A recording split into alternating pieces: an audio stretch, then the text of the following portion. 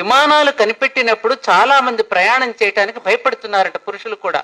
నష్టం వస్తుంది, అయ్యో ఇంత కష్టపెట్టి ఇన్ని లక్షలు కట్టుబెట్టి కోట్లు పెట్టి కనిపెట్టా, విమానాలు నడుపుతా నష్టం వస్తుంది, ఎవడో ఎక్కడం లేదంటే.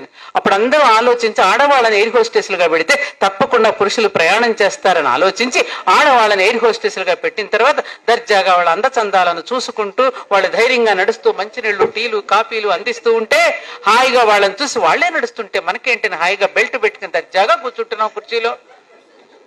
సక్సెస్ అయ్యింది ఆ విధంగా. అవును, మరి అంతటి ధైర్యం స్త్రీగా. అందుకనే పంచ పాండవులు, కుంతీదేవి కూడా వాళ్ళు ఉన్నారు, ధైర్యంగా నిద్రపోయేవారట వాళ్ళు.